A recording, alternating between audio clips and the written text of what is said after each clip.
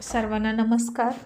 ऑफिसवाला लव या स्टोरीचे 90 एपिसोड यापूर्वीच अपलोड केलेले आहेत आणि 100वा एपिसोड तुमच्यापुढे सादर करताना खरंच खूप आनंद होतो आहे. आणि थँक्यू सो मच. तुमच्या सगळ्यांच्या प्रेमामुळे मी अशी एकावर एक सेंचुरी मारू शकते. चला, तर संग्रामने आज मधूला डिनर डेटसाठी बाहेर आणलं आणि तिनं घातलेला ब्लॅक सूट बघितला आणि संग्राम खरं तर तिच्यावर फिदा झाला आणि तिला घेण्यासाठी तो तिच्याजवळ येत असताना कार्पेटमध्ये पाय अडकून तो तिच्या अंगावर पडला. दोघेही आता खूप जवळ होते. मधूनं डोळे झाकून घेतले आणि तिच्या चेहऱ्यावर आलेले केस एका बोटाने मागं सरकवण्यासाठी संग्रामनं त्याचा हात पुढे केला. आता तो इतक्या जवळ असल्यामुळे मधूच्या हृदयाची धडधडसुद्धा सुरू होती आणि तिलाही त्याला मिठी मारावीशी वाटत होती. तिला संग्राम पूर्णपणे आवडू लागला होता आणि संग्रामने आता त्याचा हात तिच्या केसांकडे नेला, पण लगेच थांबला आणि डोळे बंद केलेल्या मधूच्या चेहऱ्याकडे बघून तो मनात म्हणाला, नाही संग्राम, इट्स नॉट फेअर. तुला काहीही अधिकार नाही तिला असा टच करण्याचा. ती तुझ्यासोबत फ्रँकली वागते याचा अर्थ तू वेगळा घेऊ नकोस. कुठे ती आणि कुठे तू. हा तर तिचा मोठेपणा आहे जे ती तुझी मदत करते, तुझ्यावर हसत नाही. आणि त्यानं तिला हाक मारली आणि म्हणाला, मधू उठूया का? तू ठीक आहेस ना? आणि मधूनं सुद्धा डोळे उघडले आणि म्हणाली, येस, आय एम ओके. आणि ती उठायचा प्रयत्न करू लागली त्याच्या खालून आणि संग्राम म्हणाला, 1 मिनिट. आणि आधी तो उठला आणि तिला म्हणाला, उठ. मधून आता थोडेसे बारीक डोळे केले आणि कपाळाला आट्या पाडून म्हणाली, संग्राम, मला हात नाही देणार का? असंच सोडून जाशील का? आणि मग तो हसून म्हणाला, वाय नॉट. मग त्यानं तिला हात दिला. तिला उठवून दोघेही डिनर टेबलवर बसले. मधूने आता तिचा ड्रेस ठीक केला, तिचे केस ठीक केले आणि संग्राम तिच्याकडे बघतच नव्हता. आणि इतक्यात स्वीटीचा तिला फोन आला आणि मधू म्हणाली, संग्राम 1 मिनिट, स्वीटी दी आहे. संग्राम म्हणाला, अगं मग घे ना फोन.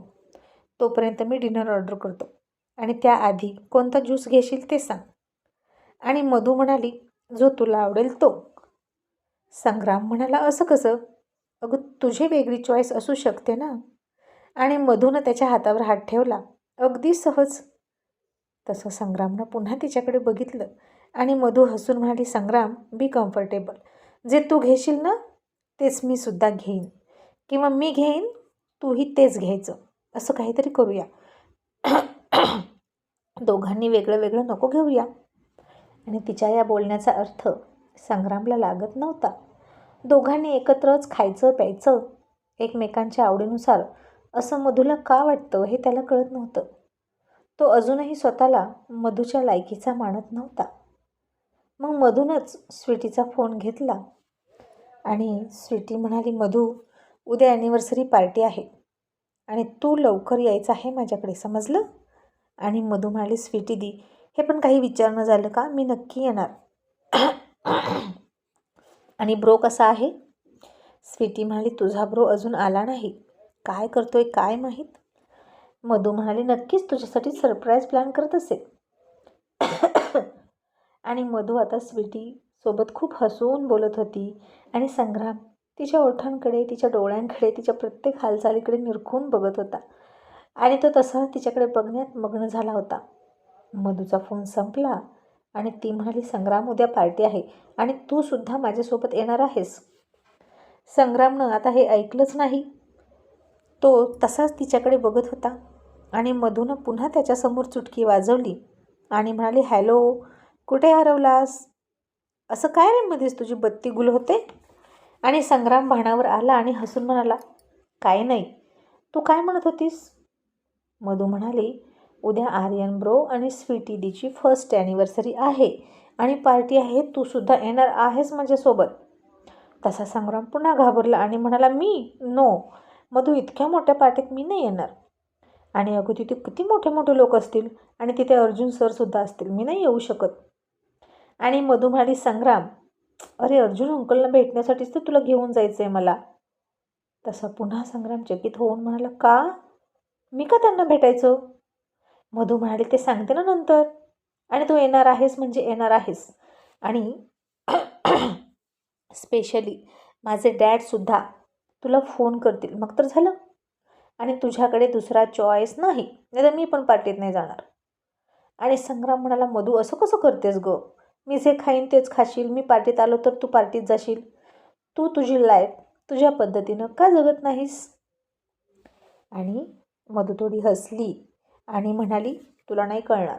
बरं ऐक ना, पटकन घरी जाऊया का? मला ना उद्यासाठी खूप प्लॅन करायचा आहे. आणि उद्या आपण थेट पार्टीमध्ये भेटत आहोत. आणि आता संग्रामचा नाईलाज झाला आणि म्हणाला, ओके. मग दोघांनी डिनर केला. आता बाकी काही करण्यासारखं नव्हतंच, त्यामुळे पटकन डिनर झाला आणि मधूनं त्याला त्याच्या घरी ड्रॉप केलं. आणि संग्राम म्हणाला, तू घरात येतेस ना? आणि मधू हसून म्हणाली, आता नाही येणार, पण जेव्हा येणार ना तेव्हा परत कधीच नाही जाणार.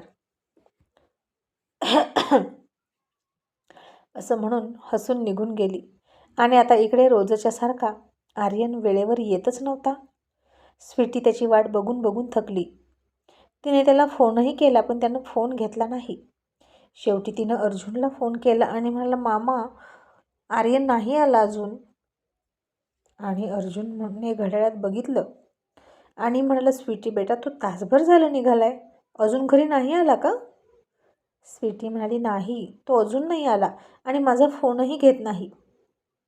आणि आता अर्जुनसुद्धा काळजीत पडला आणि तिला म्हणाला, तू 5 मिनिट वेट कर, जर तो नाही आला तर मला कळव, मी बघतो काय करायचं ते. आणि अतुल म्हणाला, काय झालं सर? अर्जुन म्हणाला, अतुल यार, टायगर अजून घरी नाही गेला. त्याची बायको त्याची काळजी करते ना. आणि अशा अवस्थेत बायका किती इमोशनल आणि हळव्या असतात माहीत आहे ना. मग याला कळायला नको का वेळेवर घरी जावं? आणि अतुल म्हणाला, सर, उद्या ॲनिव्हर्सरी आहे ना त्याची, बायकोसाठी सरप्राईज घेत असेल म्हणून उशीर झाला असेल. आणि अर्जुन हसूनच काहीतरी लक्षात आल्यासारखं म्हणाला, ओ येस, हे तर मी विसरलोच होतो. आणि स्वीटीनं आता घड्याळाकडे बघितलं आणि बरोबर 5 मिनटं झाली. आणि पुन्हा अर्जुनला फोन केला आणि म्हणाली, मामा, तो नाही आला. आणि आता अर्जुनसुद्धा चिंतित झाला आणि त्यानं जयला फोन केला. आणि इतक्यात आर्यनची गाडी गेटमधून आत आली आणि त्याला बघितलं गेटमधून आत येताना. आणि स्वीटीनं लगेच अर्जुनला हसूनच फोन केला. अर्जुननं जयला केलेला फोन कट केला आणि आधी स्वीटीचा फोन घेतला. आणि स्वीटी हसून म्हणाली, मामा, आर्यन आला. आणि अर्जुन हसून म्हणाला, ओके, आता नवऱ्याला बघून जीव भांड्यात पडला ना.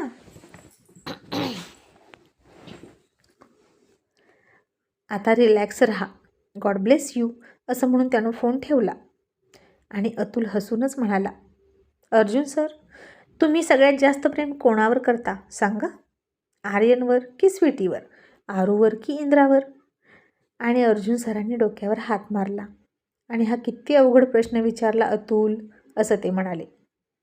आणि अतुल म्हणाला, अर्जुन सरांना अवघड वाटेल असं या जगात काहीतरी आहे का? चला उत्तर द्या, नाहीतर तुम्ही हरला आणि मी जिंकलो असं सांगा.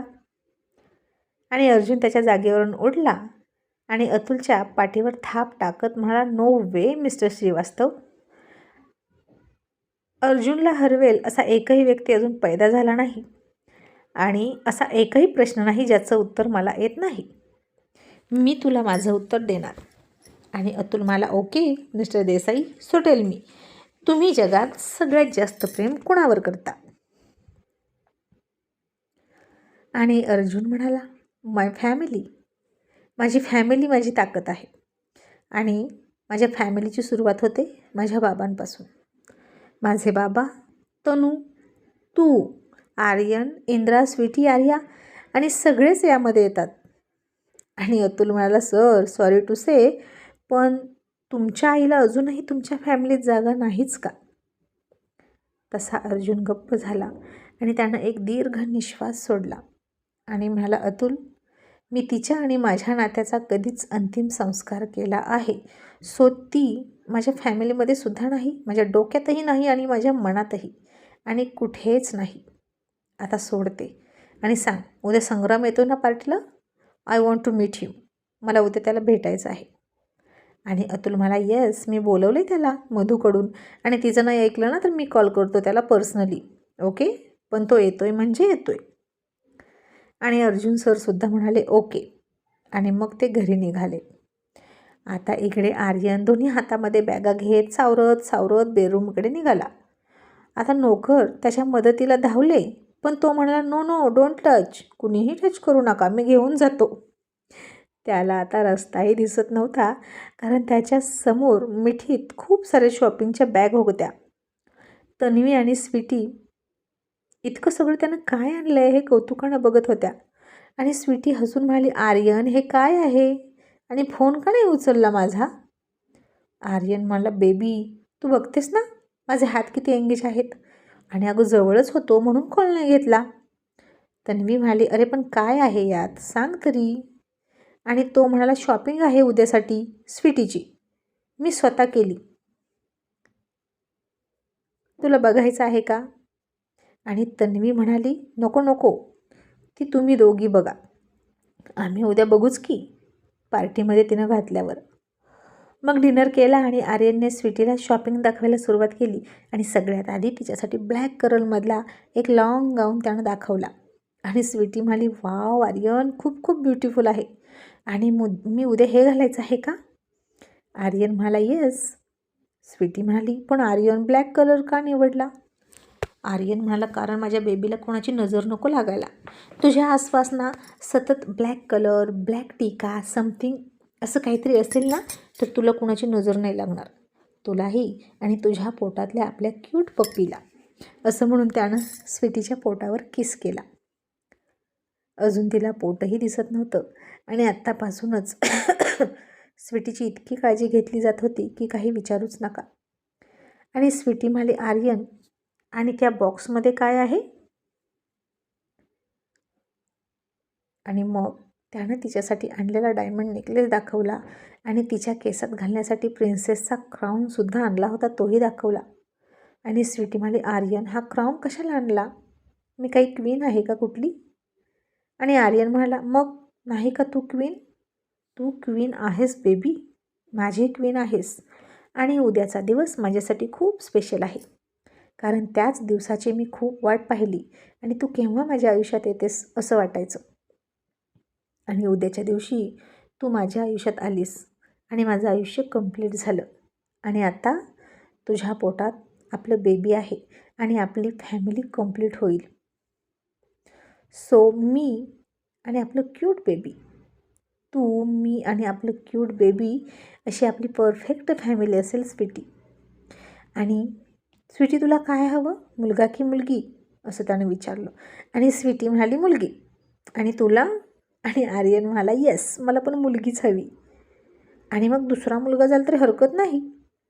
आणि स्वीटी म्हणाली, पण आत्तो आणि मामाला तर छोटू टायगर हवं असेल तर? आणि आर्यन म्हणाला, त्यांना काय गं, त्यांना तर घरात सगळे टायगरच हवे असतात, पण मुलगीसुद्धा काही कमी नाही ना. आणि मग आता अशाच गप्पा सुरू होत्या त्यांच्या, आणि इकडे तन्वी अर्जुनची सुद्धा तीच चर्चा सुरू होती, स्वीटीला काय होणार? आणि अर्जुन म्हणाला, no other option Tanu, only boy, I think only boy होणार.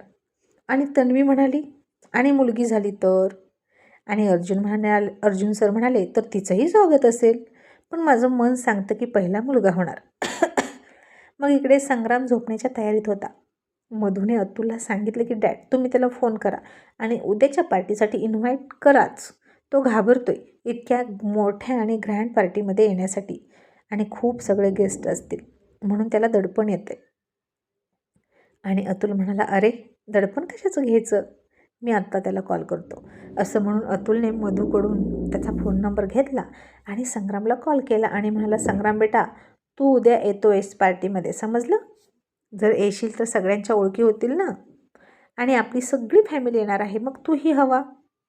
आणि संग्राम म्हणाला, पण अंकल मी कसा येणार? आता अतुलने त्याला काही बोलू दिलाच नाही, आणि तू येतोस म्हणजे होतोस, ओके म्हणून फोन ठेवला. आणि संग्राम बुचकळ्यातच पडला. आणि कसं करू? मी आणि मधू नाटक करतो, आणि तिथं मी आणि मधू नाटक करू की काय आणखीन? आणि जर सगळ्यांना हे समजलं तर काय वाटेल असं म्हणून संग्राम चिंतित झाला. आणि नयनासुद्धा इकडे तयारीतच होती संग्राम आणि मधूला सगळ्यांसमोर एक्सपोज करण्यासाठी. पण हे सगळं कधी करू? उद्याच्या त्यांच्या पार्टीत जाऊन त्यांना एक्सपोज करू का असं तिला वाटलं. पण नको, तिला पार्टीत कोणी घुसही देणार नव्हतं आणि तिला मधूला घरी बोलवूनच तिच्या चेहऱ्यावरचा नकाब फाडणार असं तिने ठरवलं. आणि संग्रामला सुद्धा घरच्यांना फसवलं म्हणून मी एक्सपोज करणार. आणि आता रात्रीच्या 12 वाजून गेल्या तसा आर्यन उठला आणि त्यानं एक कॅन्डल लावली आणि स्वीटीला फर्स्ट ॲनिव्हर्सरीच्या बेस्ट विशेष दिल्या. दोघांनी रात्रीच त्यांचं छोटंसं सेलिब्रेशन केलं आणि झोपले. आणि मग दुसऱ्या दिवशी पार्टीची तयारी सुरू होती.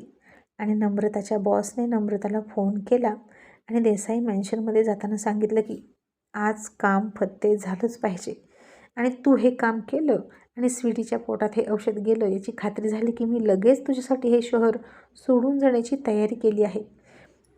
तुझं विमानाचं तिकीट काढून दिलं आहे मी. तू पटकन हे शहर सोडून कुठेतरी जा, नाहीतर अर्जुन देसाई तुला सोडणार नाही आणि तुझ्यामार्फत तो माझ्याकडे पोहोचेल. आणि नम्रता म्हणाली ओके सर, तुम्ही काळजी करू नका. आणि नम्रता तन्वीला म्हणाली मॅडम, पार्टीमध्ये स्वीटी मॅडमच्या खाण्यापिण्याची जबाबदारी माझ्यावरच आहे ना? नाही म्हणजे मला त्यांच्यावर लक्ष ठेवायला बरं. आणि तन्वी तिच्यावर विश्वास ठेवत म्हणाली हो हो, तू तिच्याकडेच लक्ष दे, माझं सगळं लक्ष गेस्ट अटेंड करण्याकडे असेल ना. आणि नम्रता खुश झाली. आणि मग आता मधू लवकर आली. स्वीटीकडे कॉलेज सुटल्यानंतर दोघीही गप्पा मारत होत्या आणि त्या गप्पांमध्ये जास्तीत जास्त संग्राम असायचा आणि तो असा आहे, तो तसा आहे अशी ती सारखी म्हणायची. आता स्वीटी ते ऐकत होती सगळं आणि मधूच्या मनात काय सुरू आहे हे तिला कळत होतं. मग आता आर्यन आणि स्वीटी तयार होत होते हॉटेलच्या एका रूममध्ये. बाकी सगळे गेस्ट आले होते. हॉटेलच्या रूममध्येच ऋषी आणि परीनं व्हिडिओ कॉल करून त्या दोघांना ॲनिव्हर्सरीच्या शुभेच्छा दिल्या. आणि आर्यन ऋषीला म्हणाला मिस्टर ऋषी, मी तुमच्यावर चिडलो आहे, दिस इज नॉट डन. आणि ऋषी म्हणाला mister Aryan, I am extremely sorry but duty is come first आणि आम्ही फक्त 15 दिवसांनी तिथे येतो आहे आणि मग तुम्ही मला हवी ती शिक्षा करा. आर्यन हसून म्हणाला नक्की मला हवी ती शिक्षा करू ना? आणि ऋषी म्हणाला येस. आणि आर्यन हसून म्हणाला मग मी माझ्या फ्रेंडला माझ्याकडे घेऊन येणार 15 दिवसांसाठी, तुम्हाला चालेल ना? आणि हे ऐकून ऋषी आता गप्प बसला आणि थोडा पॉज घेऊन म्हणाला आता तुम्ही काही म्हणालात का? मी ऐकलंच नाही. तसे सगळे हसले. आणि इकडे बाहेर मधू सतत संग्रामची वाट बघायची. आणि आरू म्हणाली मधू, कोणाची इतकी वाट बघतेस ग? आणि इंद्रा तिला खुणवत म्हणाला संग्रामची, दुसरी कोणाची? आरू, आजकाल मधूला त्याच्याशिवाय दुसरं काही दिसतच नाही, हो ना मधू? आणि आता मधू नाहीसुद्धा म्हणाली नाही, फक्त हसली. आणि इतक्यात ग्रे कलरचा सूट घातलेला सावळा रंग असलेला संग्राम तिकडून आला आणि त्या पार्टीमध्ये सगळेच हँडसम गोरे चिट्टे बॉय बघून त्याला थोडं ऑकवर्ड फील होत होतं. बाकीचे सगळे गेस्ट थोडेसे ओल्ड असले तरी आरव, इंद्रा, आर्यन आणि बाकी सगळेच खूप हँडसम दिसत होते, छान होते. आणि एकटा संग्राम असा सावळा. मग अतुलने त्याला बघितलं आणि त्याला अवघड वाटू नये म्हणून पटकन त्याच्या गळ्यात भेटला आणि अर्जुनकडे घेऊन गेला. संग्राम फार घाबरला होता अर्जुन समोर जाण्याआधी. आणि मधू त्याच्याकडेच बघत होती. आणि इंद्रा म्हणाला मधू, काय बघतेस ग त्याच्याकडे? आणि आरव मधूच्या खांद्यावर हात टाकत तिची मस्करी करत म्हणाला कम ऑन इंद्रा, लगता है हमारी साली साहेबा को कुछ कुछ होने लगा है. तशी मधू लाजून हसली आणि आरवला म्हणाली जीजू, असं काही नाही. आणि इंद्रा म्हणाला असं काही नाही तर सतत तिकडं का बघतेस? आणि मधूने आता तिकडून तिचं लक्षच हटवलं. आणि मग इंद्रा म्हणाला अरे ज्यांची ॲनिव्हर्सरी आहे ते येईपर्यंत आपण काहीतरी करूया आणि आपण शेरोशायरी करूया. आणि आरव म्हणाला मी मी मी मी पहिल्यांदा करतो. आणि तो म्हणाला अर्ज किया है, चाहे गोरी हो या काली हो, खुशनसीब है वो जीजा जिसकी साली हो. असं म्हणून त्यानं मधूकडे बघितलं. तसं सगळ्यांनी त्याला चीटर चीटर म्हणून चिडवायला सुरुवात केली. कारण ही शायरी हम आपके हे कोण पिक्चरमधली चोरली होती आरवने. आणि आता आरव इतका शेरोशायरीमध्ये हुशार नव्हता जो ऑन द स्पॉट अर्जुन अतुलसारखा पटकन शायरी बनवेल. आणि मधू म्हणाली, जीजू तुम्ही ना कॉपी कॅट आहात आणि शायरी अशी चोरायची नसते, स्वतः क्रिएट करायची असते, माझ्या डॅडसारखी आणि अर्जुन अंकलसारखी. आणि आरव म्हणाला, ओके मग तू सुद्धा त्यांची मुलगी आहेस की, मग दाखव बनवून ऑन द स्पॉट एक शायरी. आणि आता मधू थोडी थांबली आणि तिनं संग्रामकडे पुन्हा बघितलं तिच्या मधोश डोळ्यांनी आणि म्हणाले, होशियारों की भीड़ में हमें वो बावला पसंद है, होशियारों की भीड़ में हमें वो बावला पसंद है, हम दीवाने हैं चाय के, हमें वो सावला पसंद है. अँड वाव, काही शायरी केली होती तिनं, एकदम ऑसम. आणि ती अतुलची मुलगी आहे, तिनं सिद्ध केलं. पण आता तिनं यातून सरळ सरळ सांगूनच टाकलं की तिला संग्राम पसंत आहे. आणि सगळ्यांनी मधू मधू म्हणून गोंधळ करायला सुरुवात केली आणि संग्रामनं सुद्धा तिच्याकडे बघितलं आणि मधूनं लाजून त्याच्याकडे पाठ फिरवली.